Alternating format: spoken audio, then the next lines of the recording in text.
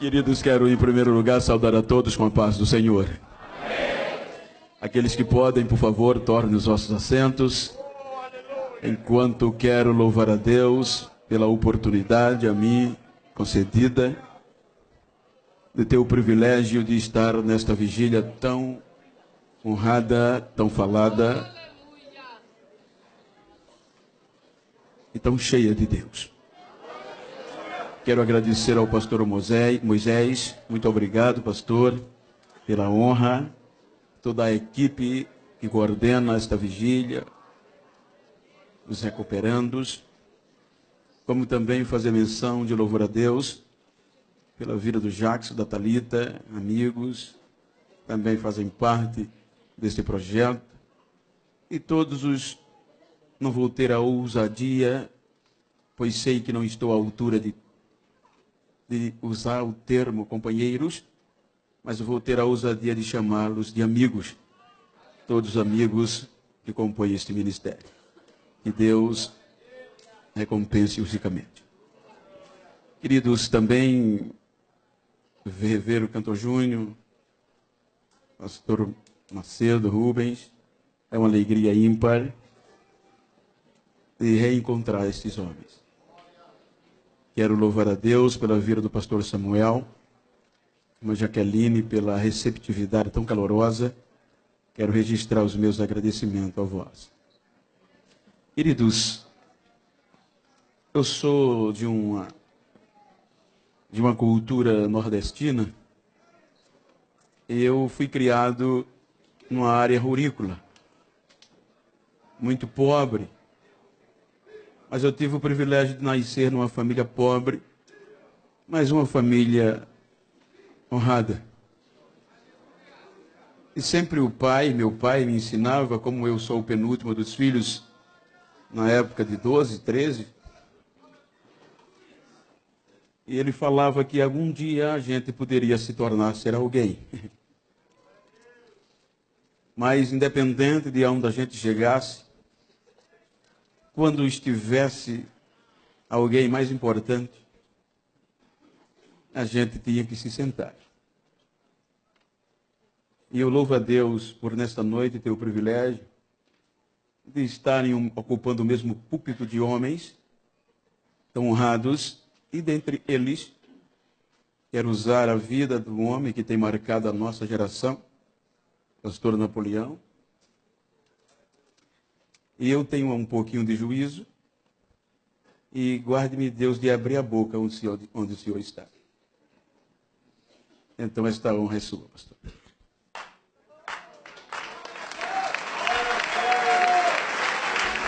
Meus queridos irmãos, o pastor Genival, ele tem um princípio que muitas pessoas não os têm.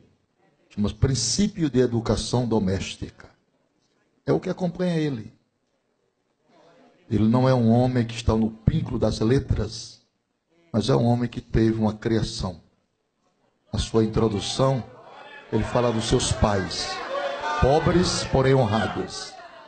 Então, pastor Genival, com essa pedagogia de educação doméstica, com esta índole espiritual que Deus lhe deu, eu sou seu companheiro, sou seu irmão em Cristo, sou seu companheiro de ministério.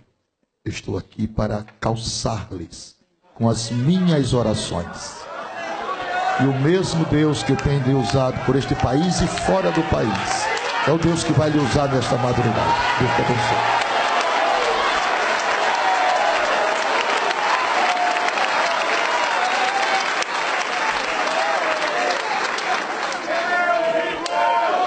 Glória a Deus.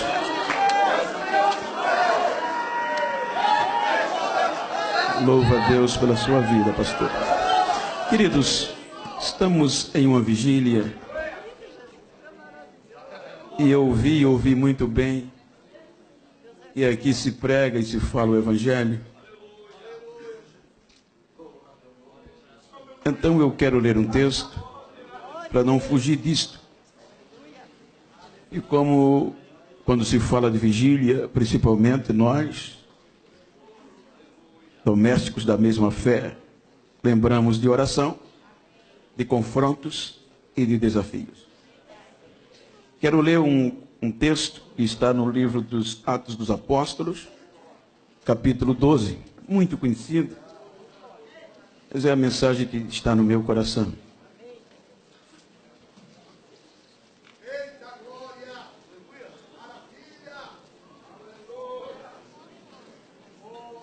Quantos irmãos acham? Quero fazer menção de um amigo, pastor Fagundes, Anderson Fagundes, um amigo que Deus tem me dado nesse estado, pastor Silvano. Capítulo 12, o texto diz: porque por aquele mesmo tempo, o rei Herodes estendeu as mãos sobre alguns da igreja para os maltratar. E matou a espada Tiago, irmão de João. E vendo que isto agradara os judeus, continuou mandando prender também a Pedro. E eram os dias dos asmos. E havendo-o prendido, o encerrou na prisão, entregando-o a 4 quaternos de soldados, para que o guardasse, querendo apresentá-lo ao povo depois da Páscoa. Pedro, pois, era guardado na prisão, mas a igreja fazia contínua oração por ele a Deus. Amados, quando nós observamos o texto no seu contexto nos leva a uma reflexão para os dias que vivemos.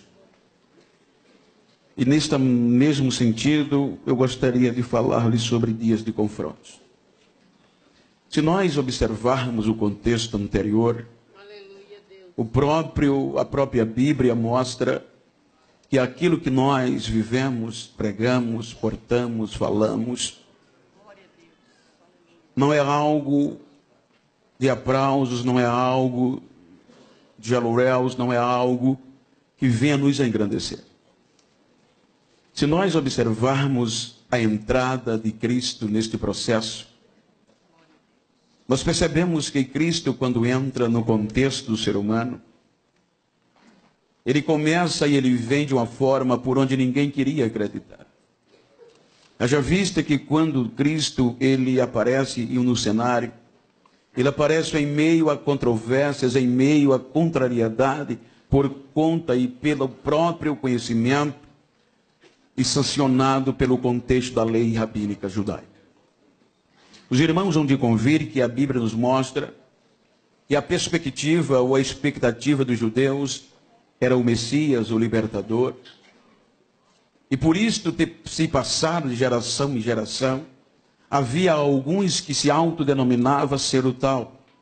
E a ponto que pessoas depositavam suas crenças e o seguiam, largavam algumas coisas ou tudo, renunciavam acreditando que estes fossem o Messias. Então o interessante é que a Bíblia mostra que apareceu alguns conhecidos, chamados, como também a Bíblia denomina, chamado Teudas ou Judas o Galileu. E eles criaram, queira que não, uma celeuma, porque eles se autodenominaram o Messias e as suas obras não concretizaram-se a isto. Então houve uma frustração de uma forma generalizada, a ponto que foi necessário que as autoridades que regiam o contexto da religião, eles colocassem alguns pormenores, alguns adendos na lei, para que todos que se autodenominassem ser um filho de Deus, ou com os pré-requisitos próprios de dizer que fosse o Messias, sem ter as características conforme eles esperavam, tinham que morrer. Era sancionado na lei, nos seus adendos e nas suas emendas, contextualizando para o nosso tempo. O interessante é que quando Cristo entra, ele já entra confrontando contra esta crença e contra a própria lei, os próprios adendos, haja vista, e ele não veio desfazer a lei. Então nós percebemos que quando Cristo começa a pregar lá, ele começa devagarinho. A Bíblia diz que depois que João Batista foi preso e acabaram João Batista, então aparece Jesus pregando este evangelho. Então o começo de Jesus, ele já começou confrontando, Porque naquele culto na sinagoga, que estava as autoridades, quando ele se autodenominou ser o Filho de Deus, ele foi taxativo, ele disse que o Espírito de Deus estava sobre ele. E ele foi enviado para pregar um evangelho limpo, puro, conforme a lei ou o Antigo Testamento já predizia. Então Cristo, quando ele afronta, não é à toa, e todos que ali estavam presentes, por isso que Lucas escreve que tentaram o matar jogando-o de um monte para baixo, porque a própria lei religiosa judaica permitia, porque ele se autodenominou ser o Messias, inflamando uma frustração que havia passado-se alguns dias atrás. Então, por um milagre, pela autoridade que ele tinha, não o mataram, mas o expulsaram da região de Nazaré. Então ele fixa moradia em Cafarnaum. Então ele não para, ele veio e disse: não vim trazer paz, mas eu vim trazer fogo. Se nós observarmos uma exegese bem crítica, ele veio causar confusão mesmo. O evangelho veio bater de frente com o que estava errado. Então Jesus começa a pregar. O que encabula o sistema não era simplesmente o fato de Jesus ser um pregador, era que ele se tornava, em uma visão invejosa, uma ameaça para o sistema. Então o sistema religioso começou a implicar com ele, porque ele pregava diferente e vivia diferente do que o sistema estava acostumado.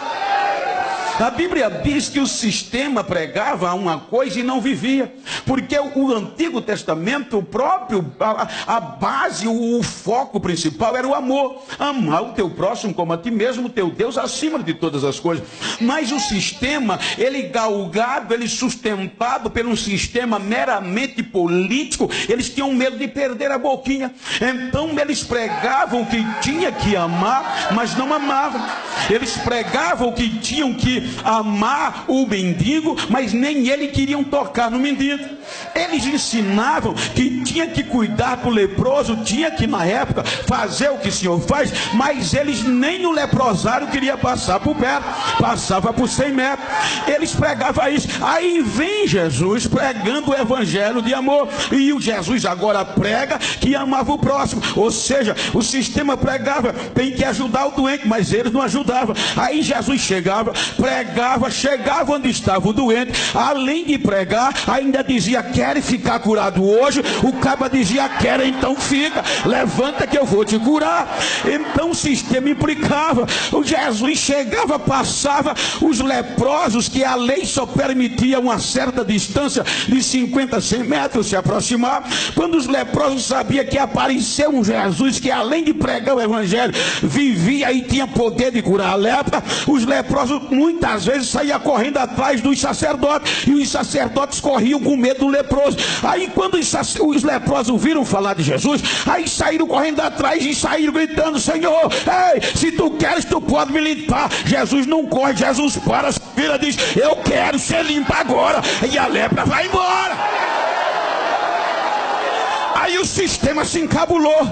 Aí o sistema, vamos pegar esse rapaz aí, vamos pegar numa falha, vamos ver se ele entende da teologia, da exegese, vamos ver se ele é bom de letra. Aí pegaram alguns escribas, que eram os teólogos, os doutores da época, e disseram: olha, vai e escuta, onde ele estiver pregando, vocês vão notando, dá para ver. Jesus chega para pregar, sabendo quem era eles. Aí Jesus prega uma mensagem genuína, e já viu os escribas lá, presinha cruzada, canetinha na mão, papelzinho, vamos ver o que ele prega, vamos ver se ele diz alguma coisa.